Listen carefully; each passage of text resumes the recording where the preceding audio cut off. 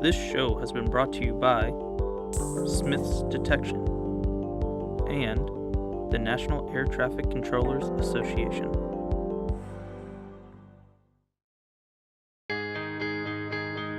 My voice is the voice that guides you home safely each and every day. 24 hours a day, 365 days a year. I am the voice of the safest and most efficient airspace in the world. I have to be 100% of the time. I am. I am. I am. I am a professional air traffic controller. Hi, we're here with Ray LaHood. He's the former Secretary of Transportation, the 16th leader of the Department of Transportation from 2009 to 2013. Mr. LaHood also served in Congress as a member of the House of Representatives from 1995, to 2009, from the 18th District of Illinois. Mr. LaHood served on the House Transportation and Infrastructure Committee and later the Appropriations Committee. He currently, after leaving the Secretary's job, is a senior policy advisor at DLA Piper, and also this year, 2016, was named a Lincoln Laureate by the Lincoln Academy of Illinois. Mr. LaHood also has a new book called Seeking Bipartisanship, My Life in Politics, which just recently came out. We're very glad and thankful to have Mr. LaHood here. Thank you, sir. Thank you. Yeah, good morning. Thank you. Thank you for being here with us at the AAAE studios. One of the main points in your memoir here is talking about, obviously bipartisanship is in the title. You talk about getting things done. Practically, the goal is to get items done, legislation, whatever it be. I was just wondering, as a first question, what you were most proud of. You served a number of years in Congress and 4.5 years in the Department of Transportation. I know you have a long list of things you could be proud of, so maybe we'll stick this to aviation specifically. But what's your crowning achievement that you're most happy about during your time there? Well, we really spent our time taking care of our district in central Illinois, 20 counties, looking out after Illinois. And a lot of our work involved working with our delegation from Illinois in a bipartisan way. And what I've tried to reflect on in the book and what I've tried to reflect on during my career at DOT and in Congress is the only way big problems get solved in our country, and the only way that a member of Congress really can be successful is by working across party lines, by working with people from both parties, and really trying to address issues in a way that reflects the idea that when people work together, big things happen and big problems get solved. And that's really what we talk about in the book. One of those first big things that you got done very early on in the tenure, that's one of the main chapters in the book, is the stimulus. And there was obviously a major fight over that, Republicans and Democrats going back and forth about the stimulus.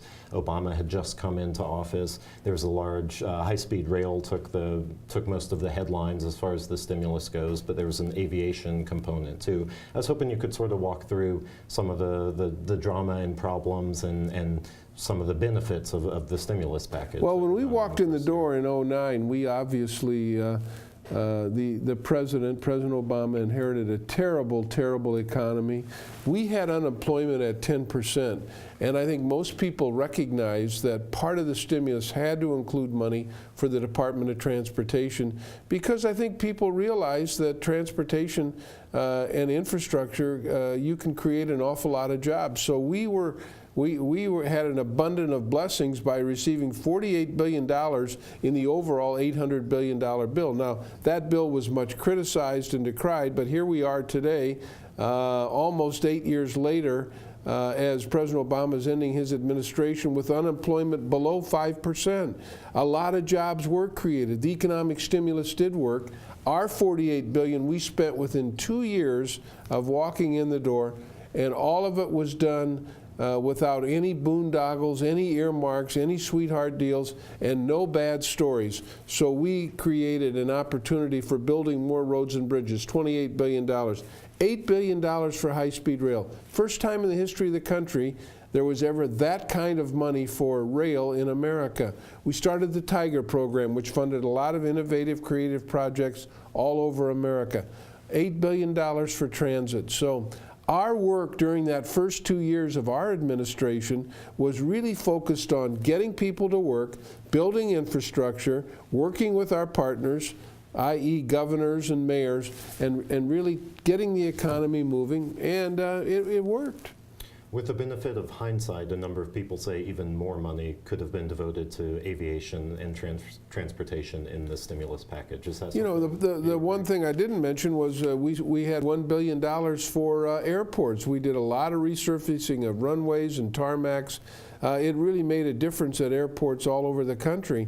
Again, within that first 2 years, a lot of people went to work fixing up airports all over America. And the point is that when Congress saw that the $48 billion of the $800 billion was being spent properly, that friends and neighbors all over the country were being put to work building runways, building tarmacs, building roads, building bridges, people wish that there had been $480 billion rather than 48, because the money was spent properly, and a lot of people went to work, and we really jump-started the economy, particularly for those in the building trades that build roads and bridges, build runways, and build airports. Which was very needed at the time. There was no question about it. Unemployment was hovering around 10%. Especially in the construction industry. Exactly. Now that you've said the magic word of airports, I'm wondering how you view them fitting into both the national aviation system, but also the overall U.S. transportation system that includes rail, roads, bridges, planes, just about every mode of transportation. Yeah, look, airports are a real economic engine in every community that they exist in. That's why in China they're building upwards of 100 airports over the next several years. In America, what we're doing is really fixing up our airports. We were involved with the modernization of O'Hare Airport, which is just now being completed. New runways. We were involved with really helping communities build new towers, replacing old towers. And so we tried to use our money really to increase the opportunity for jobs at airports by really helping airports build new terminals, fix up terminals, build new towers. And the other part of it is we really put a lot of emphasis on next-gen technology, really working with the airports and trying to get the money to them to get the next generation technology. And that's the technology that guides planes in and out of airports. So between the money we spent for new terminals, for new towers, for next-gen technology, we put a lot of emphasis on really giving a boost to airports all over America during the 4.5 years we were there. Right. Well, we thank you for that. I noticed a few times, too, you use the word community, and in talking about airports, you use the word community. Do you view, I think I know the answer here, but do you view airports as an integral part of airports are an integral part of the communities. If you look at people that serve on airport boards, they're business people, they're labor people, they're common ordinary citizens. Airports are an integral part of the community and a big part of the transportation system all over America. Obviously, people use the roadways to get to the airports, but the kind of regional jets that feed into the hubs, and our hub system in America has worked very, very well. And a lot of communities around America are being well served by their airports, not only for the air service they provide, but for the jobs and the economic development that they provide.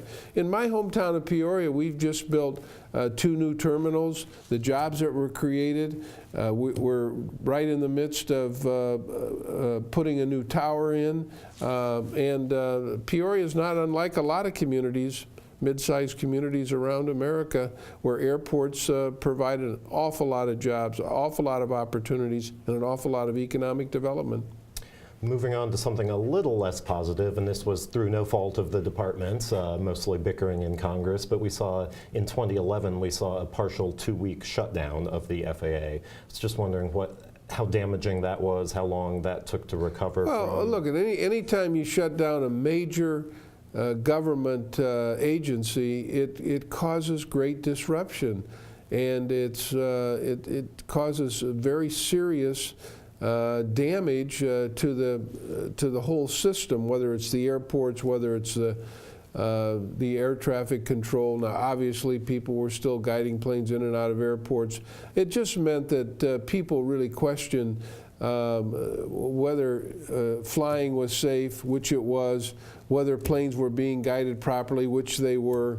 But it calls into question really the judgment of people in Washington, D.C. when you shut down an agency that has really the authority to control all of the air service and airports all over America. And it was a disaster, and we hope and pray it never happens again. Right, as do we. One of the big challenges facing the aviation industry and airport operators in particular are UAS, the rise of drones being used by hobbyists, professionals, especially the past few months after the holiday season. We saw a lot more under Christmas trees and come January, kids out there playing with those. What do you see as the sort of challenges and also opportunities moving ahead? I think the industry has to play a big part in developing rules and regulations. There has been a lot of discussion about a very strong opportunity to develop rules and regulations. Obviously, the industry needs to be involved, but the public needs to be involved too, because they're the ones that will be utilizing this new way of using drones, and so you know, the federal government, particularly the Department of Transportation, and the White House take very seriously this idea of developing good, strong, comprehensive rules and regulations that will really dictate what the public, how they can use drones, and I think I think we've done well with where we're at now, but we need to do more. And you're happy with what your successor has done in terms of there's been quite a bit I think of first action. of all, I think my successor, Secretary Fox, has taken this issue very seriously, particularly as a safety issue, particularly as it relates to communities and common ordinary citizens using the drones. And I think they've paid a lot of attention to it, and I think they're moving in the right direction. Right. As we discussed the FAA shutdown earlier, you talked about people's perceptions mattering, and that's something we struggle with both on Capitol Hill and with the public all the time, is people's perceptions of airports, trying to get the truth and the facts out there. I was wondering if you had any sort of fundamental ideas about how to change the way we talk about infrastructure, because we have so many technical terms, and even the term infrastructure itself is a mouthful and not a very sexy, fun word. Yeah, just wondering I think we should talk about our airports and our roads and our bridges and our transit systems in terms of jobs, in terms of economic development. If you put a bus line, if you put a transit line, if you build a new runway, you're creating economic opportunity for the people that build them and also for the people that use them. Transportation is all about jobs. It's all about economic development, whether it's at airports, whether it's the construction of a new terminal, whether it's the development of a new tower, whether it's the development of the roadways that lead to the airports. All of this should be really centered on the idea that it's economic development, that it's jobs, and that all it really does is improve communities because of the jobs that are created. Does that, I think that's very helpful, and I've heard that argument quite a bit. I wonder, does that really resonate with members of Congress, talking about jobs figures and things like that? Is that when Well, I think most members of Congress really understand that a big part of their responsibility is to make sure that their local economies, their districts, have good jobs, good paying jobs. And there's no better place to do that than at airports. Airports create a lot of jobs for all of the people that work there, guiding planes in and out, or on the tarmacs, or in the facilities, providing the services to people.